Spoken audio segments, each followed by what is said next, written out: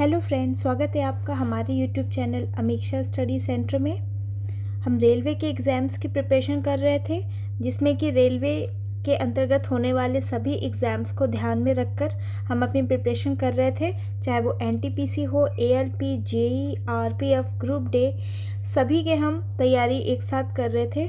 तो इसमें रेलवे के एग्ज़ाम्स में जो भी आपका साइंस का पोर्शन आ रहा था वो मैं आपको कवर करवा रही थी। तो साइंस से रिलेटेड जो भी आपके प्रीवियस ईयर क्वेश्चंस आए हुए हैं उन सभी क्वेश्चंस की प्रैक्टिस हम इन वीडियो के माध्यम से कर रहे हैं। तो प्रीवियस ईयर क्वेश्चंस के साथ साथ हम उनके कॉन्सेप्ट भी क्लियर कर रहे हैं। तो देखिए, उससे रिलेटेड बहुत सारे वीडियोस टॉपिक से रिलेटेड अलग अलग चैप्टर वाइज हम देख रहे हैं, जो कि ऑलरेडी आपके चैनल पे डाले जा चुके हैं। तो अगर किसी ने नहीं देखे हैं तो प्लीज़ आप देखें।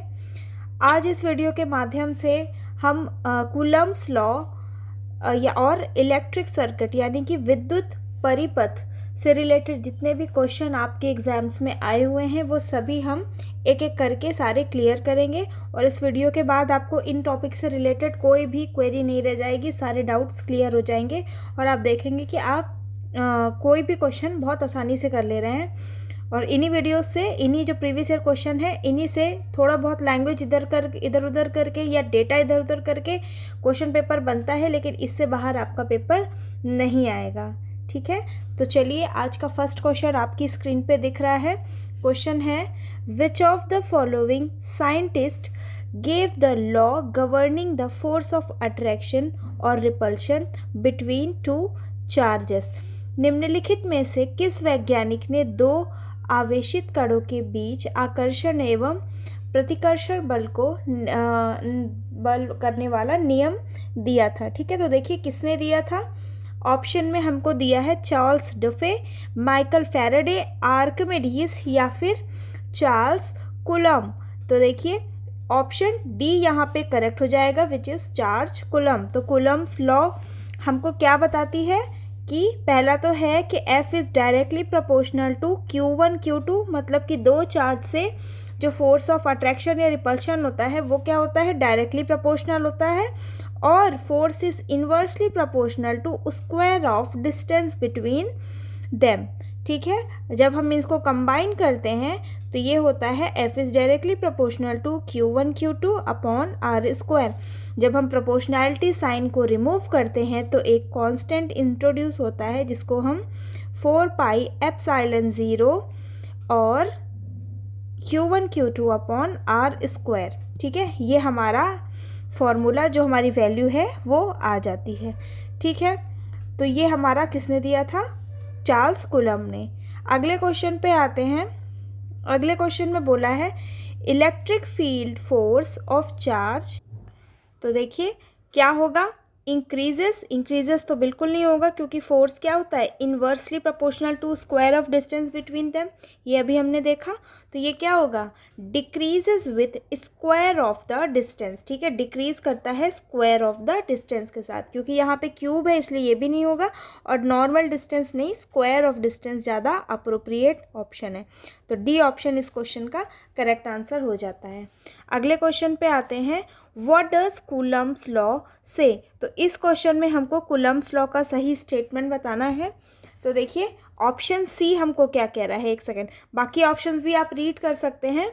देखिए ऑप्शन सी में मैं डायरेक्ट आ रही हूँ, the magnitude of force of attraction और रिपल्शन। अट्रैक्शन भी हो सकता है, रिपल्शन भी हो सकता है। देखिए अट्रैक्शन कब होता है, लाइक चार्जेस, ये आप बहुत अच्छी तरीके से जानते हैं, ये हम बचपन में ही पढ़ लेते हैं। लाइक चार्जेस क्या करते हैं, अट्रैक्ट करते हैं, जबकि एक सेकेंड, सॉरी उल्टा बोल दिया मैंने।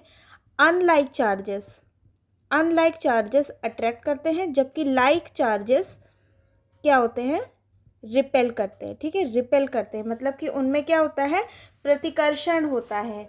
और अनलाइक चार्जेस में क्या होता है, आकर्षण होता है। अनलाइक मतलब जैसे कि एक प्लस है एक माइनस है, या फिर एक माइनस है दूसरा प्लस है।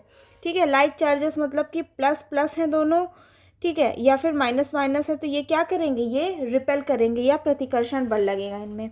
तो देखिए ऑप्शन सी हम एक बार रीड कर लेते हैं, magnitude of force of attraction or repulsion between the point charges is directly proportional to, देखिए मैं यहाँ पे लिखती जा रही हूँ, is directly proportional to magnitude of two charges, yes, magnitude of two charges, and inversely proportional to square of distance between them, and inversely proportional to square of distance between them। इस हिसाब से option C जो है correct answer हो जाता है। अगले question पे हम आते हैं और देखिए, this is an example of series circuit. तो सीरीज सर्किट का कौन सा एग्जाम्पल इसमें से होगा? ऑप्शन में हमको दिया हुआ है domestic wiring system, decorative lights, street lights या फिर हेडलाइट ऑफ कार्स। तो देखिए, पहले तो मैं आपको एक छोटा सा एक मैं वो दे दूं, एग्जांपल दे दूं कि सीरीज़ और जो पैरेलल सर्किट होता है वो कैसा होता है। तो देखिए, जैसे कि आपको अगर सीरीज़ मतलब कि एक ही सीरीज़ श्रृंखला, ठीक है, ये रही आपकी सीरीज़, ठीक है, और यहाँ पे क्या आपकी बैटरी लगी हुई है, यहाँ से करंट फ्लो हो रही है। तो ये सारे क्या है, R1, R2, R3, ये क्या है आपके सीरीज़ में लगे हुए हैं, ठीक है। और पैरेलल क्या होता है, अगर मैं कहूँ कि एक यहाँ पे लगा हुआ है और एक यहाँ पे लगा हुआ है और यहाँ से जोड़ा गया है बैटरी के थ्रू, ठीक है, तो ये क्या होगा आपका, ये आपके R1 और R2 किस में जुड़े हुए हैं, पैरेलल में जुड़े हुए हैं, ठीक है। तो आपसे वही पूछ रहा है कि कौन सा एग्जाम्पल है इसमें से। तो देखिए, डेकोरेटिव लाइट्स जो होती हैं, मतलब सजावटी लाइट जो हम दिवाली वगैरह में लगाते हैं या फिर कोई भी फेस्टिवल पे लगाते हैं, तो ये किसकी होती है, ये सीरीज़ की होती है। सीरीज़ में लगाने से होता है कि अगर आपका एक ख़राब हुआ एक, तो आगे का सारा नहीं जलता, ठीक है, आगे का नहीं जलता, सिर्फ उसके पहले का जलेगा, आगे का नहीं जलता। जबकि पैरेलल में क्या होता है, पैरेलल कॉम्बिनेशन में होता है कि अगर आपका एक ख़राब हुआ तो उससे नहीं मतलब है, ये हमारी करंट इस वायर से होके बह के दूसरा वाला जो बल्ब है वो जला सकती है, जैसे कि हमारे हाउस की वायरिंग होती है, ठीक है। अगर हमारा एक किसी रूम का कोई भी अप्लायंसेस ख़राब हो जाता है, कोई भी बल्ब ख़राब हो जाता है या फ्यूज़ उड़ जाता है उसका, तो ऐसा नहीं है कि दूसरे रूम का भी ख़राब हो जाता है, ठीक है। तो चलिए देखिए, यहाँ पे ऑप्शन बी इस क्वेश्चन का करेक्ट आंसर है।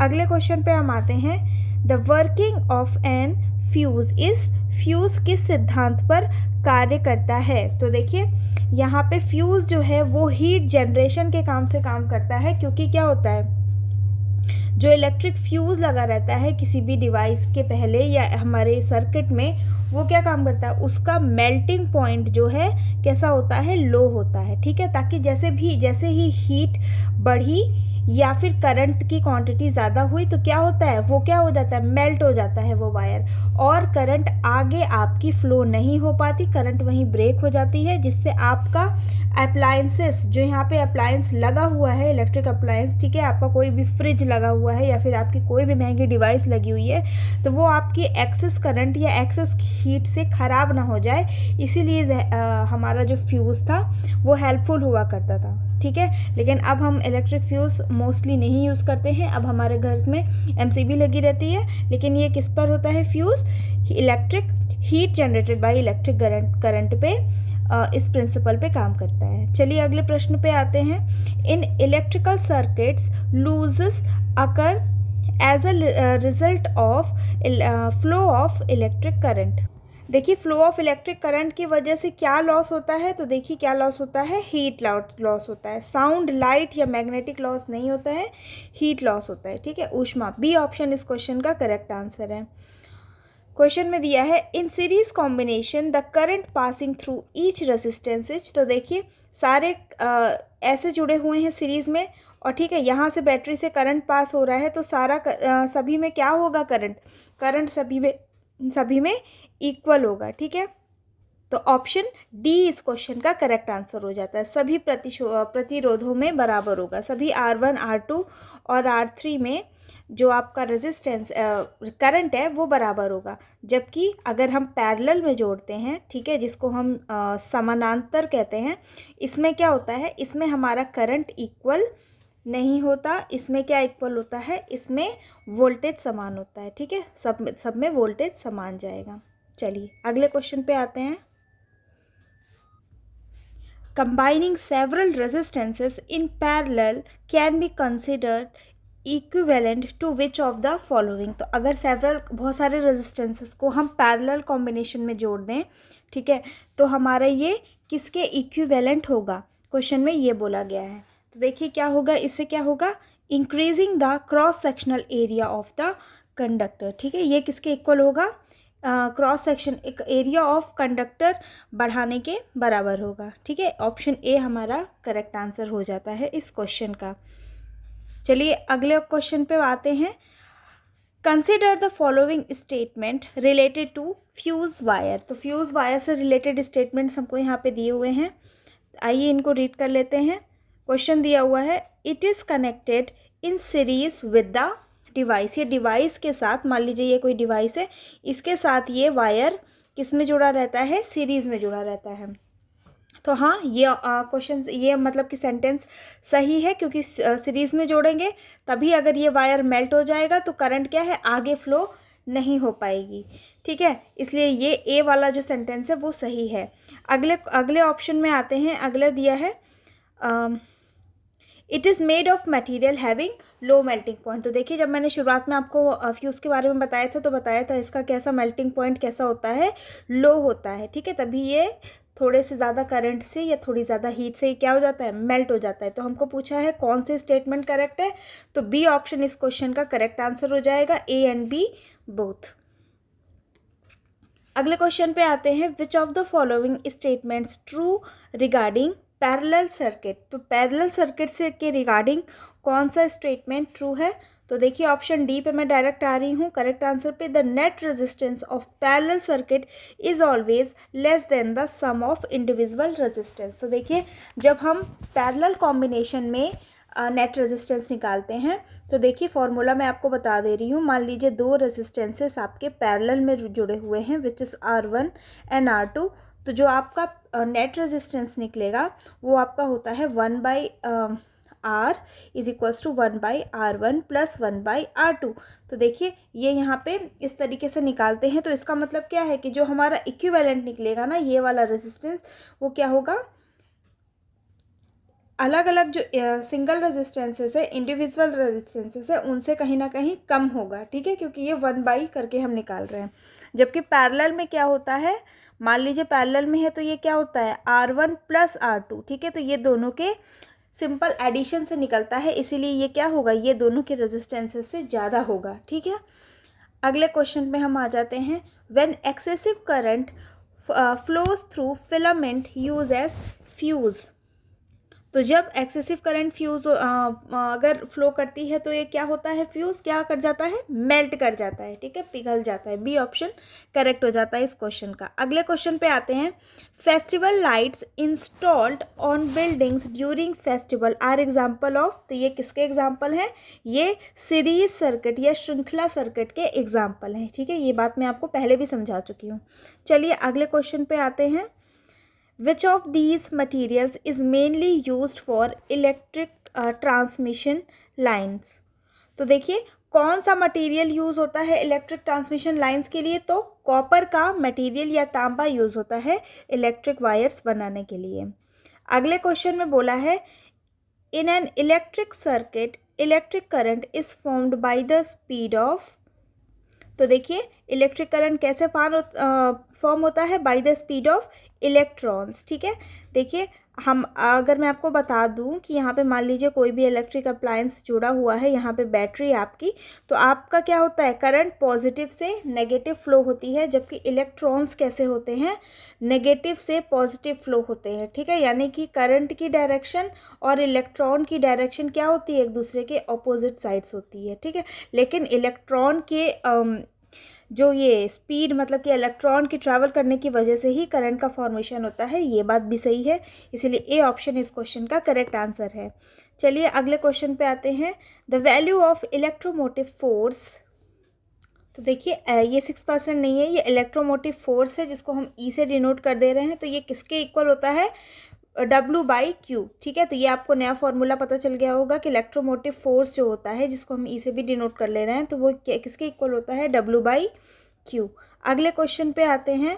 What makes electric flow possible in a circuit. ठीक है, तो क्या फ्लो होता है, तो ये मैंने आपको बता चुका है, ड्यू टू इलेक्ट्रॉन्स के फ्लो की वजह से ही करंट का फॉर्मेशन होता है। डी ऑप्शन इस क्वेश्चन का करेक्ट आंसर है। अगले क्वेश्चन पे आते हैं, keeping the voltage constant if more lamps are connected in series then the overall current in the circuit. तो देखिए, क्योंकि हमारे जो सीरीज़ कॉम्बिनेशन होता है उसमें क्या रहता है कि सभी में सेम ही करंट हमें फ्लो करवानी है। ठीक है, और वोल्टेज हमारा कांस्टेंट है, लेकिन हम क्या कर रहे हैं, लैम्प्स और ज़्यादा बढ़ाते जा रहे हैं, यानी कि जो हमारा अप्लायंस है वो हम और ज़्यादा बढ़ाते जा रहे हैं, तो ये करंट आगे ट्रैवल होते होते क्या हो जाएगी, डिक्रीज़ होने लगेगी। ठीक है, बी ऑप्शन इस क्वेश्चन का करेक्ट आंसर है। According to the International Color Code for Electric Wire, which of the following options represent the neutral wire? तो देखिए, 3 तरीके के वायर होते हैं, जिसमें कि आपका एक तो आपका रेड वायर होता है अगर आप देखें, और एक कैसा होता है, दूसरा आपका या तो ब्लू होगा या तो ब्लैक होगा।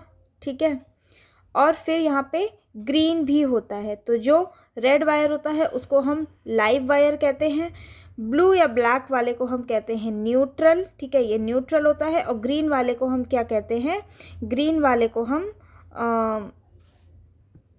अर्थ वायर कहते हैं। ठीक है, जिसको हम अर्थिंग भी कहते हैं। ठीक है, अर्थिंग। तो चलिए, तो यहाँ पे हमको पूछा है कि न्यूट्रल वायर क्या होगा, तो ऑप्शन सी इस क्वेश्चन का करेक्ट हो जाएगा, आंसर नीला। अगले क्वेश्चन पे आते हैं, in an electric circuit there are, कौन कौन से कंपोनेंट्स रहते हैं, तो देखिए इलेक्ट्रिक कंपोनेंट्स होते हैं जैसे कि वायर्स, सेल भी होता है या फिर बैटरी कहें, और कीज़ भी लगी होती हैं। ठीक है, बाकी ऑप्शंस में कनेक्टिंग वायर दिया है और सिर्फ की दिया है, दूसरे में सिर्फ बैटरीज और वायर्स दिया है और इसमें सिर्फ कनेक्टिंग वायर्स दिया है। तो यहाँ पे बैटरी, वायर्स और कीज सब इंपॉर्टेंट होते हैं, इसलिए ऑप्शन डी इस क्वेश्चन का करेक्ट आंसर है। अगले क्वेश्चन पे आते हैं, how many types of electrical connection are there. तो देखिए, कितने तरीके के इलेक्ट्रिकल कनेक्शंस रहते हैं, तो 2 तरीके के रहते हैं, एक होता है सीरीज और दूसरा क्या होता है, पैरेलल। ठीक है, 2 तरीके के इलेक्ट्रिकल कॉम्बिनेशन होते हैं, ये 2, तो यहाँ पे ए ऑप्शन करेक्ट हो जाता है। Voltage and direct current in a close circuit, the ratio क्या होता है इनका, वोल्टेज और डायरेक्ट करंट का, तो ये रहता है रिमेन्स कांस्टेंट। ठीक है, ए ऑप्शन करेक्ट है। अगले क्वेश्चन पे आते हैं, when several resistances are connected in series the value of current. तो देखिए, बहुत सारे रेजिस्टेंसेस, अप्लायंसेस नहीं, रेजिस्टेंसेस अगर क्या हो गए हमारे सीरीज़ में जुड़े रहेंगे तो करंट इनमें क्या होती है, करंट हमारी समान ही बहती है, तो डी ऑप्शन करेक्ट हो जाता है, रिमेन्स द सेम। अगले क्वेश्चन में, what is the continuous and repeated path of electric current called. तो इसको क्या कहते हैं हम, इलेक्ट्रिक सर्किट कहते हैं, या फिर कहें कि इलेक्ट्रिक सर्किट की ये डेफिनेशन हो गई। Wires that transmit electricity to homes, it is the coating of. तो उस पर किसकी कोटिंग रहती है, देखिए बहुत आपने सुना होगा, पीवीसी वायर्स। ठीक है, पॉलीविनाइल क्लोराइड। ठीक है, ए ऑप्शन इस क्वेश्चन का करेक्ट आंसर है। अगले क्वेश्चन पे आते हैं, according to Kirchhoff's voltage law the algebraic sum of all I R, I for current and R for resistance and EMF in a close loop is always. तो देखिए क्या होता है इसमें, आई आर कहें या फिर समेशन ऑफ वी कहें, ये क्या रहता है, हमेशा 0 रहता है। ठीक है, तो ए ऑप्शन इस क्वेश्चन का करेक्ट आंसर है। अगले क्वेश्चन पे हम आते हैं, तो देखिए इसमें हमें न्यूमेरिकल सॉल्व करना है, हमें सर्किट डायग्राम दिया हुआ है। In the circuit given below the current flowing through 62 ohm resistance, मतलब हमको रेजिस्टेंस कितना दिया हुआ है, तो देखिए यहाँ पे 62 ओम नहीं बल्कि 6 ओम है, क्योंकि यहाँ पे 6 ओम डायग्राम में, मतलब इस सर्किट में दिया हुआ है, तो 6 ओम का रेजिस्टेंस में हमें कितना करंट फ्लो हो रहा है, हमें बस वही लगाना है। तो ये देखिए, ये आरआरबी जेई का क्वेश्चन है, तो जो बच्चे जेई का एग्ज़ाम नहीं देते हैं तो वो ये क्वेश्चन स्किप कर सकते हैं, है ना, क्योंकि देखिए यहाँ पे हम कौन सा लगाएंगे, यहाँ पे हम नोडल एनालिसिस लगाएंगे। नोडल एनालिसिस, तो मैं डायरेक्ट सॉल्यूशन पे आती हूँ, तो ये हमारा होगा वी ठीक है, जो हमें वोल्टेज निकालना है, माइनस हम ये वाला वोल्टेज हम माइनस करेंगे, ठीक है, और अपॉन का 2 ये रेजिस्टेंस हम ले रहे हैं, और ये वाला रेजिस्टेंस फिर हम लेंगे V/2, ठीक है, और यहाँ पे हम ये, क्योंकि ये दोनों रेजिस्टेंस कैसे हैं हमारे सीरीज़ में है, तो ये दोनों ऐड हो जाएंगे और ये हो जाएगा V/8 इज इक्वल्स टू 0, ठीक है, टोटल 0 लेते हैं। तो हम इसको सॉल्व करेंगे तो 4V माइनस 40 प्लस 4V, एक सेकेंड, 4V और यहाँ पे plus V is equals to 0 आ जाएगा। तो ये V की वैल्यू टोटल कितनी आ जाएगी, 40/9, ठीक है, 40/9 हमारी V की वैल्यू आ जाएगी, जो कि यहाँ पे ट्रैवल कर रही है, ठीक है। फिर हमें करंट निकालना है, तो करंट क्या होता है V/R, क्योंकि हम जानते हैं ओम्स लॉ में क्या होता है V is equals to IR, तो हम करंट निकालेंगे तो V/R हो जाएगा। तो यहाँ पे V हमने निकाला है, I की वैल्यू हमारी हो जाएगी 40/9 और R हमारा कितना हो जाएगा, ये 6 ओम वाले 6 और 2 ऐड करेंगे तो हमारा 8 आ जाएगा, क्योंकि ये दोनों सीरीज़ में है इसलिए डायरेक्टली ऐड हो जाएंगे। तो हम इनको सॉल्व करेंगे तो अब हमारा आ जाएगा 0.55 एम्पियर, ठीक है, यानी कि बी ऑप्शन इस क्वेश्चन का करेक्ट आंसर है। ये थोड़ा सा हायर ऑर्डर वाला क्वेश्चन है, तो आप चाहें तो इसको स्किप भी कर सकते हैं, क्योंकि आपके एग्जाम में आया हुआ था इसलिए मैंने आपको करवा दिया। चलिए अगले क्वेश्चन पे आते हैं। Why is battery used in electrical circuit. तो देखिए क्यों बैटरी यूज़ करी जाती है, टू प्रोड्यूस पोटेंशियल डिफरेंस, विभवांतर उत्पन्न करने के लिए बैटरी का उपयोग किया जाता है। सी ऑप्शन इस क्वेश्चन का करेक्ट आंसर है। In an AC circuit power loss usually occur due to which of the following. AC circuit में बिजली की हानि आमतौर पर किन कारणों से होती है, तो किस कारण से होती है, रेजिस्टेंस की वजह से, ठीक है, ओनली रेजिस्टेंस या फिर केवल प्रतिरोध। डी ऑप्शन इस क्वेश्चन का करेक्ट आंसर है। In a circuit with resistance connected in series, the value of current throughout the circuit, तो resistances अगर हमारे सीरीज में जुड़े हुए हैं तो करंट थ्रू आउट द क्या रहेगा, सेम रहेगा या वही रहता है। When the current drawn from mains more than 20 ampere, overheating may occur and fire may occur, what is that called. तो इस प्रोसीजर को हम क्या कहते हैं, तो इसको हम क्या कहते हैं, ओवरलोडिंग, ठीक है, क्या कहते हैं इसको, ओवरलोडिंग। सी ऑप्शन करेक्ट हो जाता है। Dash in a circuit there is only one path for the flow of electric current. तो सिंगल पाथ किस में होता है, श्रेणी क्रम में, ठीक है, किस में होता है, सीरीज में, ठीक है। इसमें क्या होता है, मान लीजिए यहाँ आपके अलग अलग अप्लायंसेस लगे हुए हैं, तो यहाँ पे क्या है, सिर्फ एक और एक ही रास्ता है, जबकि आपके पैरेलल कॉम्बिनेशन में क्या रहता है, एक से ज़्यादा रास्ते रहते हैं, ठीक है। सी ऑप्शन करेक्ट हो जाता है। अगले प्रश्न पे हम आते हैं। अगले प्रश्न में बोला है the symbol of cell in an electrical circuit consists of long and short line.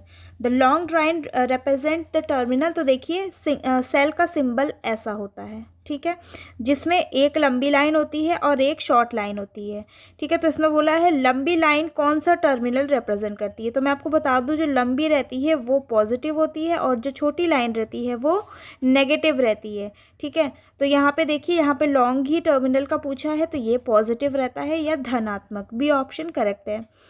Among the various electrical circuit safety device, what is the device based on heating effect of electric current called। तो देखिए जो कौन सी device इसमें से heating effect of electric current पे based है, तो वो है फ्यूज़ वायर जो होते हैं आपको हीटिंग इफेक्ट पे बेस्ड है। अगले क्वेश्चन पे आते हैं। In a parallel circuit if one electrical appliance stop working due to some fault then all the other electrification equipment, तो वो क्या होंगे, और आगे के जो इलेक्ट्रिक इक्विपमेंट क्या होंगे। तो देखिए क्योंकि हमारा पैरेलल कॉम्बिनेशन है, तो अगर देखिए मान लीजिए ये है, ठीक है, ये दो है इलेक्ट्रिक अप्लायंसेस पैरेलली जुड़े हुए हैं, तो क्या हो जाएगा, अगर एक रास्ता मान लो ख़राब हो गया तो दूसरा क्या है, दूसरे रास्ते पे तो करंट फ्लो होती ही रहेगी ना, तो क्या होगा, continue to function as normal, सामान्य रूप से अपना काम जारी रखेंगे। लेकिन जबकि अगर ये क्वेश्चन में अगर सीरीज हो जाता तो क्या करता, तो हमारा बी ऑप्शन सही हो जाता कि दे विल नॉट वर्क, ठीक है, वो काम ही नहीं करेगा। तो इसी ऑप्शन करेक्ट हो जाता है। तो देखिए ये थे आज के क्वेश्चंस जो कि आपके कूलम्ब्स लॉ या फिर इलेक्ट्रिक सर्किट से रिलेटेड हैं। और भी बहुत सारे टॉपिक्स इलेक्ट्रिसिटी वाले आपके पोर्शन में बचे हुए हैं। आगे के वीडियोस और भी ज़्यादा इंटरेस्टिंग और अच्छे होने वाले हैं, क्योंकि हम आगे और जब भी ज़्यादा न्यूमेरिकल सॉल्व करेंगे। तो ऐसे ही क्वेश्चंस के लिए हमारे चैनल से जुड़े रहिए, सब्सक्राइब करिए और ज़्यादा से ज़्यादा शेयर करिए। Thank you.